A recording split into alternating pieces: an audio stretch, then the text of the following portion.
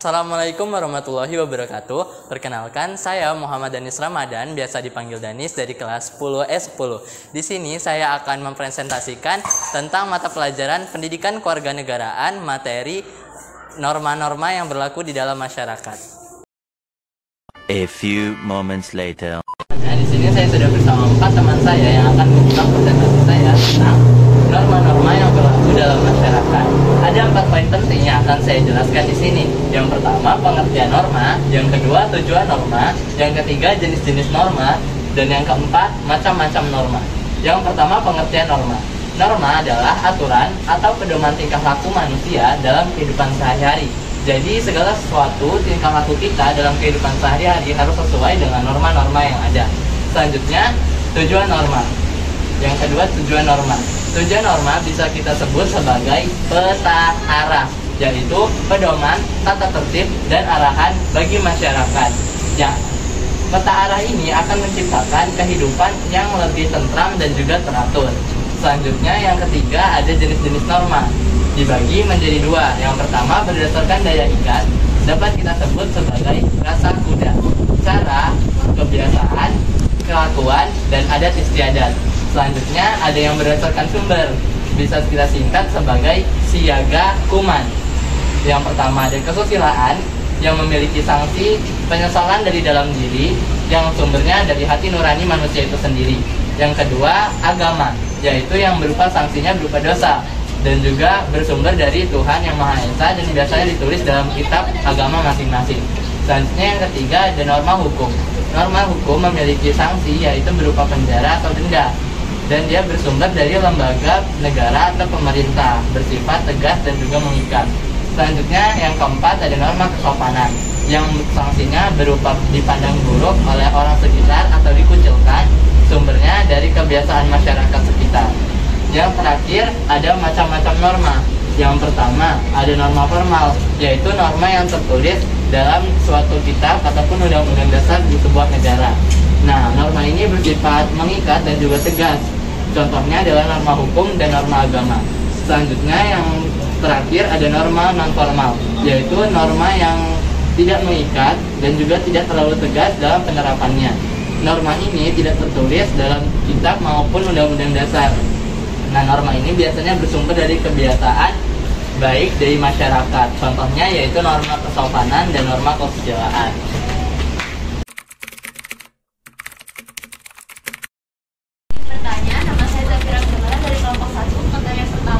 Bagaimana proses terbentuknya norma dalam masyarakat?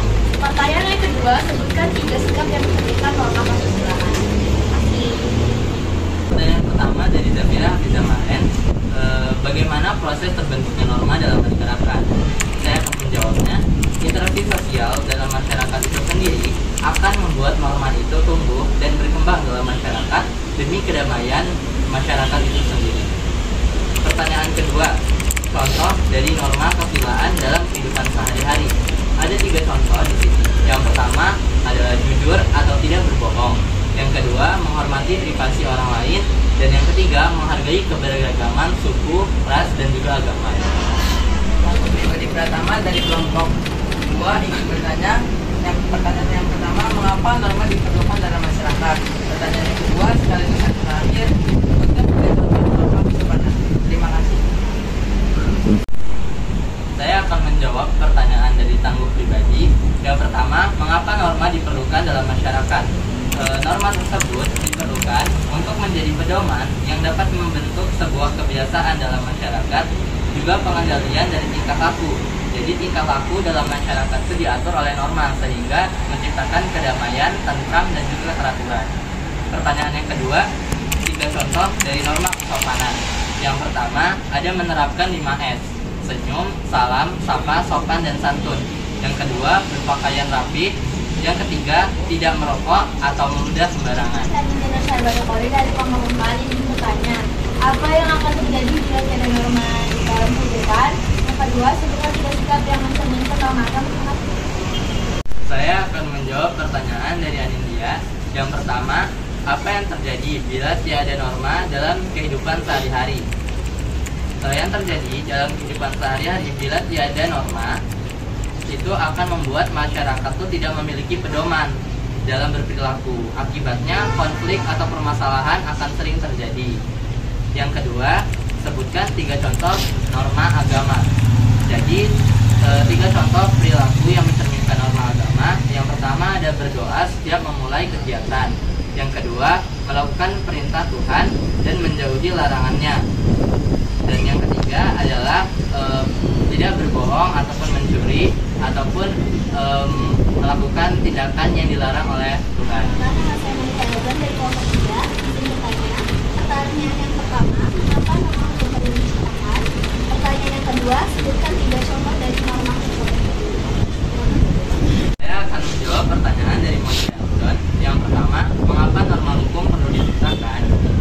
Norma hukum dapat menciptakan ketertiban dan keteraturan, menjamin kepastian, kepentingan, dan keseimbangan hak serta kewajiban warga. Jadi norma hukum perlu diciptakan untuk memenuhi itu semua. Yang kedua, sebutkan 3 contoh norma hukum. Contoh norma hukum yang pertama adalah mentaati peraturan lalu lintas seperti lampu merah dan juga lain-lain. Yang kedua, aturan hukum pajak atau senantiasa membayar pajak yang telah diperintahkan oleh pemerintah.